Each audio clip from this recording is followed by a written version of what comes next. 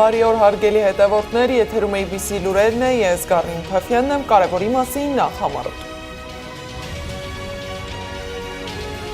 Հայ-ադրբեջանական հարաբերությունների կարգավորման հարցը Անկարայի օրակարգում է, ինչ հայտարարություններ են հնչել Թուրքիայում։ Խաղաղություն, առևտուր ու ատոմակայան, ինչի մասին է խոսել Փաշինյանը Լեհաստանի հայ համայնքի հետ։ Թոշակ, առողջության ապահովվածություն, արցախցիների բնակարանային խնդիրներ, ինչ բարեփոխումներ է իրականացնում գործող իշխանությունն ընտրությունից մի քանի ամիս առաջ։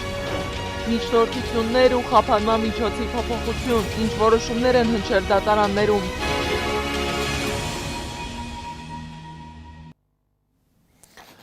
Տեղի է ունեցել կառավարության նիստը, որը վարում էր փոխվարչապետ Մեհեր Գրիգորյանը։ Նիստի օրակարգում ընդգրկված էր 34 հարց, որոնցից 30-ը չզեկուցվող, 4-ը զեկուցվող։ Իսկ Նիկոլ Փաշինյանը Լեհաստանում է, հանդիպել է հայ համայնքի հետ ու խոսել իր համար օրակարգային հարցերի մասին, օրինակ խաղաղության։ Նրա խոսքով կառավարության առաջնահերթություններն են խաղաղության օրակարգի առաջմղումը, տարածաշրջանային հաղորդակցության ուղիների ապաշրջափակումն ու Հայաստանի տնտեսական զարգացման ուղղությամբ իրականացվող քայլերը։ Փաշինյանը խոսել է հայ-ադրբեջանական հարաբերությունների կարգավորման մասին։ Վերջին տարիներին մենք բավական ակտիվ երկխոսության մեջ ենք Թուրքիայի հետ։ Ես մի քանի անգամ հանդիպել եմ նախագահ Էրդողանի հետ, անցյալ տարի հունիսին առաջին երկկողմ աշխատանքային այցս տեղի ունեցավ Թուրքիա։ Մենք շատ դրական երկխոսություն ունենք, բայց մյուս կողմից, գիտեք, հիմա իրավիճակը բավական հասունացել է, որպեսզի գործնական բանի վերածվի։ Դժբախտաբար, գիտեք, ինչպես գիտեք, Հայաստանի և Թուրքիայի միջև սահմանը փակված է 90-ականների սկզբից և մենք հույս ունենք տեսնել սահմանի բացումը։ Փաշինյանը հայտարարել է, որ հույս ունեն դրական փոփոխություններ տեսնել Թուրքիայի և Հայաստանի հարաբերություններում։ Վերջին տարիներին բավական ակտիվ երկխոսության մեջ են Թուրքիայի հետ, ասել է Փաշինյանը։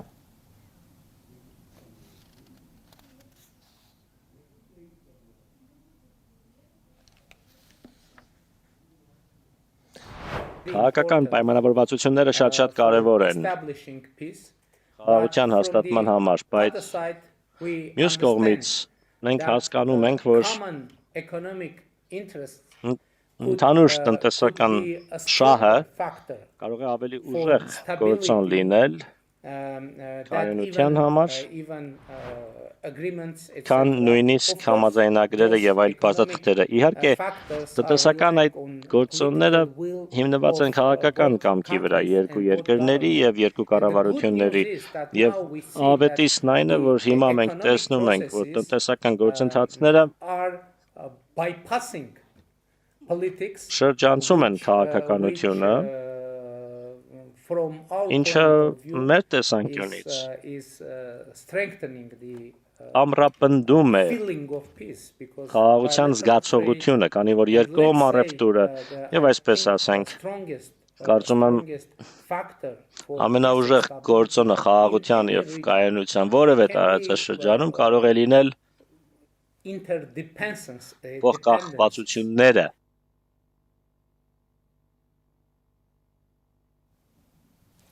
Փաշինյանը խոսել է նաև ատոմակայանի մասին, նրա խոսքով մենք հիմա մեծ ատոմակայանի կարիք չունենք, անհրաժեշտ է փոքր մոդուլային ատոմակայան ու հիմա քննարկում են հենց այդ հնարավորությունը։ Երկրում արևային էներգետիկան սրընթաց զարգանում է։ Դուք գիտեք, որ մեր երկրում ունենք խորհրդային ժամանակ կառուցված ատոմակայան։ Վերջին տարիների ընթացքում մենք կարողացել ենք ատոմային էներգետիկայի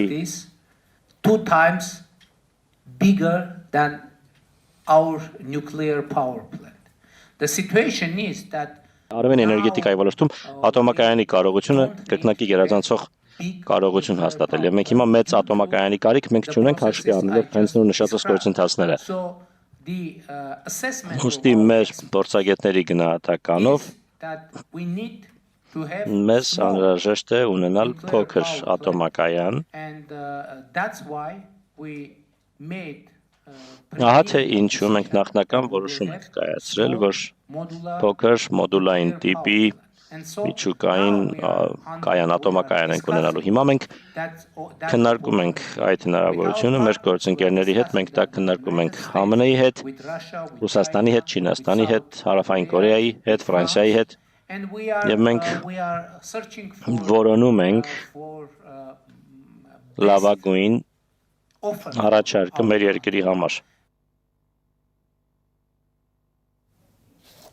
Թուրք Պաշտոնյան էլ է խոսել հայ-թուրքական եւ հայ-ադրբեջանական հարաբերությունների մասին։ Թուրքիայի ազգային մեծ ժողովի արտաքին հարաբերությունների հանձնաժողովի նախագահ Ֆուատ Օկթայը հայտարարել է, որ Անկարայի ու Երևանի միջև հարաբերությունների կարգավորումն անմիջականորեն կապ ունի Ադրբեջանի եւ Հայաստանի միջև հարաբերությունների կարգավորման հետ։ Նրա խոսքով հայ-ադրբեջանական հարաբերություններում, ինչպես հացահատիկի տեղափոխումը Ադրբեջանի տարածքով, այնպես էլ առևտրային կապերի սկիզբը ցույց են տալիս, որ Ադրբեջանը պատրաստ է խաղաղության։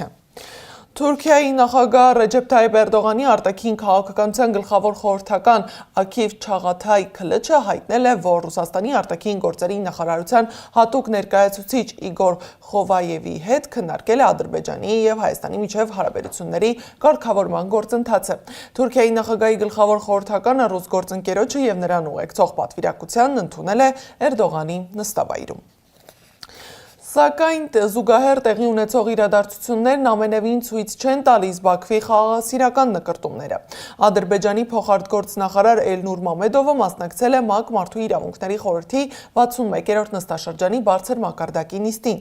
Իր ելույթի ընթացքում նա խոսել է հետհակամարտային շրջանում Ադրբեջանի ու Հայաստանի հարաբերությունների կարգավորման գործընթացի ներկա վիճակի մասին։ Անդրադարձել է երկու երկրների միջև Վաշինգտոնի համաձայնագրից բխող հարցերին, այդ թվում Թրամփի երթուղու Թրիփի ներդրմանը տարածաշրջանային զարգացման գործում։ Հատկանշական է, որ գերատեսչության հայտարարությունում կրկին կիրառվել է Զանգեզուրի միջանցք տերմինը։ Բացի այդ, Ադրբեջանի փոխնախարարն անդրադարձել է մեր հայրենակիցների դեմ կեղծ դատավարություններին, պնդելով, թե դրանք իրականացվել են միջազգային իրավունքի եւ ազգային օրենսդրության համաձայն։ Փետրվարի 25-ին Ժնևում արտգործնախարարի տեղակալ Ռոբերտ Աբիսողոմյանը հանդիպել է Կարմիր խաչի միջազգային կազմակերպության փոխնախագահ Ժիլ Կարբոնիեի հետ։ Քննարկվող հարցերի թվում է եղել նաև Բաքվում պահվող մեր հայրենակիցների վերադարձի հարցն ու անհետ կորած անձանց ճակատագրերի պարզաբանման եւ բռնի անհետացումների դեպքերի բացահայտման անհրաժեշտությունը։ Ադրբեջանը չի մասնակցելու Հայաստանում կայանալիք Եվրոպական քաղաքական համայնքի գագաթնաժողովին։ Արտաքին գործերի նախարար Ջեյհուն Բայրամովը հայտարարել է, որ Ալիևի մայիսյան խիտ գրաֆիկը եւ օրացույցը նման այց չեն նախատեսում։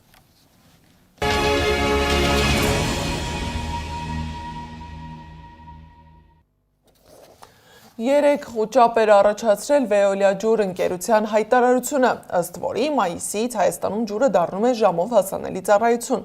Ըստ հայտարարության մայիսի 1-ից սեպտեմբերի 16-ն ամբողջ հանրապետությունում գիշերներն անջատվելու է ջրամատակարարումը, իսկ մարզերում պետք է լինի 4-ից 6 ժամով։ Սակայն երեկոյան տարածքային կառավարման եւ ենթակառուցվածքների նախարար Դավիթ Խուդատյանը հայտարարել է, որ ջրամատակարարման ժամանակացույցի փոփոխություն չի լինի։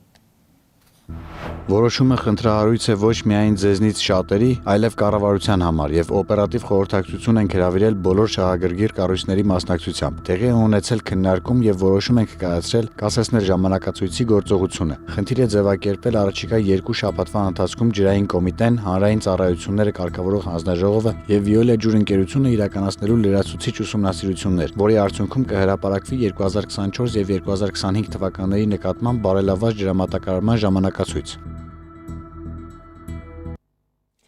Իսկ նախքան ջրանջատումների գրաֆիկի հրապարակումը Փաշինյանը հայտարարեց թոշակների բարձրացման մասին։ Ապրիլի 1-ից թոշակները կբարձրանան 10,000 դրամով, բարձր թոշակները ավելի քիչ։ Չնայած ընդամենը 1 ամիս առաջ Փաշինյանը համոզված էր, որ թոշակն ավելացնելը որևէ բան չի փոխելու թոշակառուների կյանքում, այսօր այլ բան է հայտարարում։ Սա խոստում է, որը Փաշինյանը սովորաբար հիշում է նախընտրական շրջանում։ Թոշակների բարձրացման մասին խոստում հնչել է նաև 2021-ի նախընտրական քարոզարշավի ժամանակ։ ժամանակ, սակայն այն կատարվեց 2026-ի ընտրությունից ընդամենը 2 ամիս առաջ։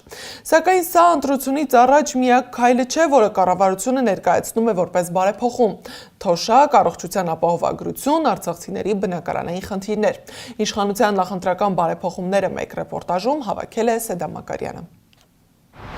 Կենսաթոշակների բարձրացում, առողջապահական փոփոխություններ, արցախցիների բնակարանային ծրագրեր, նույնիսկ զինվորական շքերթի հնարավոր կազմակերպում, այս ամենը ընտրության նախաշեմին։ Պատահական համընկնում, թե նախընտրական հաշվարկ։ Ընտրությունից 3 ամիս առաջ կառավարությունը հայտարարում է կենսաթոշակների բարձրացման մասին, փոխելով ամիսներ առաջ հնչեցրած գնահատականները։ Եթե 2 ամիս առաջ կառավարությունը պնդում էր, թե բյուջետային հնարավորությունները սահմանափակ են եւ թոշակների էական բարձրացում հնարավոր չէ, ապա ընտրությունից 3 ամիս առաջ այդ խոչընդոտը հանկարծ վերացել է։ Կառավարությունը հայտարարում է կենսաթոշակների բարձրացման մասին։ Ապրիլի 1-ից կենսաթոշակները Հայաստանի Հանրապետությունում կբարձրանան։ Ընդ որում, ամիսներ առաջ դրա անհնարինության մասին խոսող պաշտոնյաներն այսօր ողողել են համացանցը թոշակի բարձրացման մասին իրենց գրառումներով։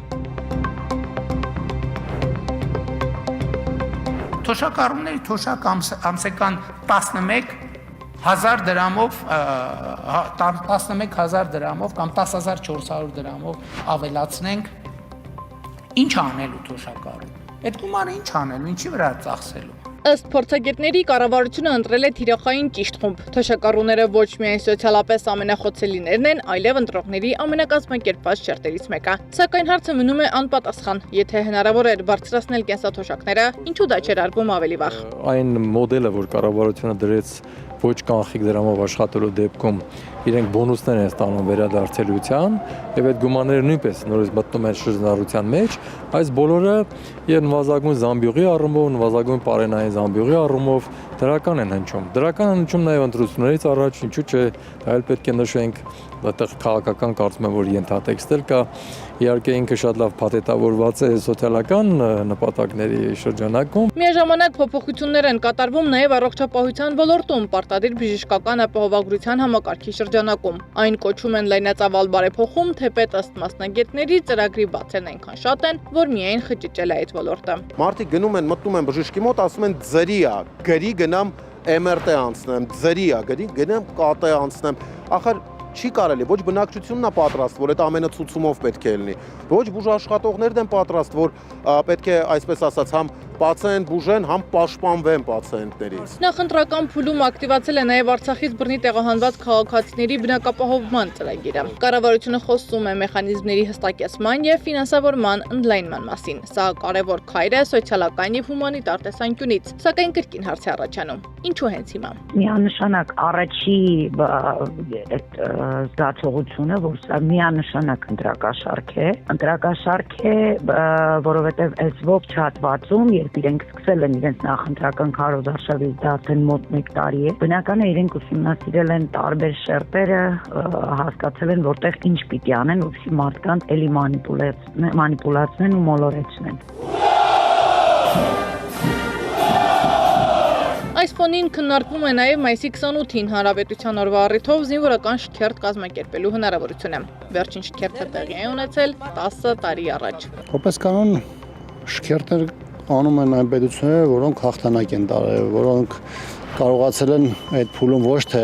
ինչ-որ երկրից պարազինություն գնել, այլ իր ունեցած հնարավորություններով հաջողություն ապահովել կամ նվազագույնը զսպել տարբեր թշնամիների հնարավոր դիմակայությանը եւ այս պարագայում Հայաստանի իշխանությունների այս մոտեցումը, մասնավորապես շքերթի կազմակերպման հետ կապված, բացառապես կարող է ունենալ մեկ նպատակ՝ ընտրություններին ընդառաջ սպառազինությունների գնումները ցույց տալու համար, թե իրենք ամեն ինչից զատ իրականացնում են նաև զինված ուժերում գնումներ։ Սա համակարգային երկարաժամկետ քաղաքականություն է, թե նախընտրական տրամաբանությամբ պայմանավորված քայլերի փաթեթ, որը դեռ պիտի համալրվի։ Զրուցակիցներս նկատում են, բոլոր բարեփոխումները լավ է, որ արվում են, բայց հնարավոր էր անել ավելի շուտ։ Իսկ հիմա այն տեղավորվում է օրինական ընտրակաշարք ասվածի տրամաբանության մեջ։ Սեդա Մակարյան, Էդիկ Մալաքյան, Աշոտ Բարբարյան, ABC Media։ Դատարանը որոշել է փոխել Խաչիկ Գալստյանի խափանման միջոցը տնային կալանքով։ 2 օրից Գալստյանը կլինի տանը, հայտնել է փաստաբան Արսեն Բաբայանը։ Հիշեցնեմ, որ Հայրենիք կուսակցության գլխավոր քարտուղար Խաչիկ Գալստյանին ձերբակալել էին վաղաշաբաթում նոյեմբերի 16-ի ավականու ընտրությանը ենթադրյալ ընտրակաշարք տալու գործի շրջանակում։ Վեհափարի եղբոր եւ եղբորորդու գործի վերաբերյալ դատական նիստը հետաձգել են։ Հաջորդ նիստը տեղի կունենա մարտի 23-ին։ Նիստի ընթացքում Գևորգ եւ Համբարձում Ներսիսյանների պաշտպան փաստաբան Էմին Խաչատրյանը հայտնել է, որ Գևորգ Ներսիսյանի բժշկական փաստաթղթերը ներկայացրել են դատարանին եւ լրացուցիչ հետազոտության անհրաժեշտություն կա։ Բացի այդ, փաստաբանը շեշտել է, որ Գևորգ Ներսիսյանը դեկտեմբերին եղել է կալանավայրում, չի ներկայացել թոշակի վերաբերյալ հարցերը կարգավորելու համար եւ թոշակը կասեցրել են։